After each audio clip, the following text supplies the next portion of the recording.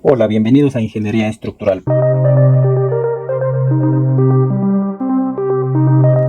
Hoy vamos a ver los tipos comunes de armaduras. Armaduras de techos. Primero vamos a identificar los elementos estructurales de una armadura de techo. Ustedes ven acá una armadura que está soportando un techo. La armadura principal es la que se muestra. ¿Qué es eso? Si ustedes ven, tiene diferentes elementos. Por ejemplo, acá tengo una cuerda superior, que son todos estos elementos de la parte superior de la armadura. Todos estos elementos, cada uno de ellos, se le llama cuerda superior o también se le conoce como brida superior. En algunos textos van a encontrar como brida superior, ¿sí? Como brida superior. Si existe una cuerda superior o brida superior, también existe una cuerda o brida inferior. Y esos son cada uno de estos elementos. Este elemento o este elemento se le conoce como cuerda inferior o brida inferior. Ahí está. Además de esos elementos, existen otros tipos de elementos como son diagonales o montantes. En este caso, en esta estructura, se muestran diagonales nada más. Mira, esto es una diagonal. Cada uno de estos son diagonales. Y una montante sería un elemento que es perpendicular. Por ejemplo, acá se muestra eso. Mira, este elemento que ven acá se les conoce como montantes. Cada uno de ellos se les conoce como montantes. Y las que están inclinadas se les conoce como diagonales. Y todos estos elementos que están en la parte superior, pues serán las brida superior o cuerda superior. Y los que están en la parte inferior son brida inferior o cuerda inferior. Ahora, tengo acá otros elementos que son esquineros, que me sirven para evitar la deflexión de esta armadura.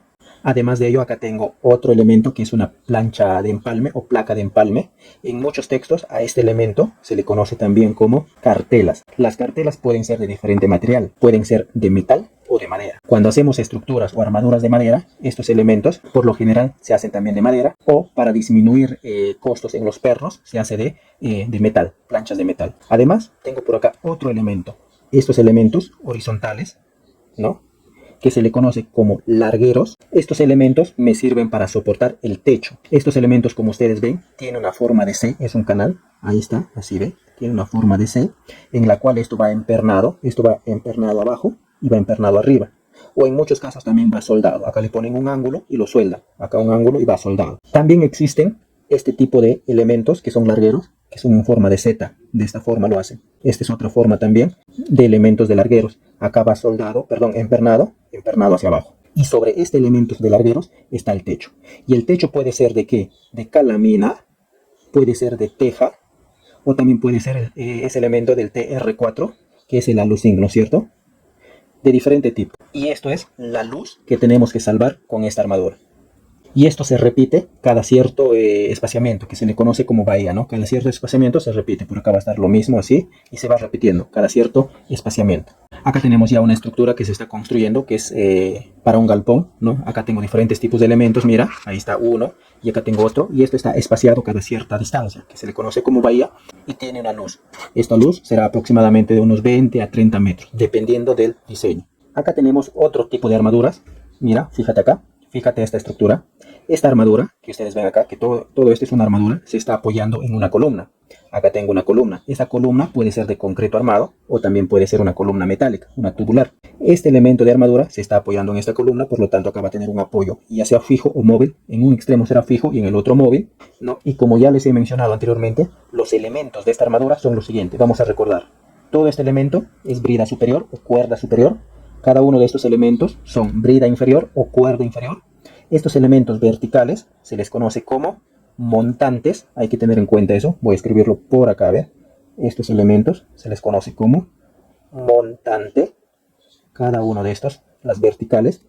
Y las diagonales, obviamente, son diagonales. Luego hay un espaciamiento acá. Fíjate, hay una distancia.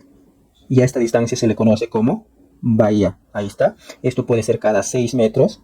5 metros, dependiendo del análisis y diseño que se ha hecho. Luego tengo otro elemento, fíjate acá, fíjate estos elementos que están yendo en sentido longitudinal. A eso se le conoce como largueros. Ya hemos visto anteriormente cómo son la geometría de ese larguero. Puede ser en canal así, en C, ¿no es cierto?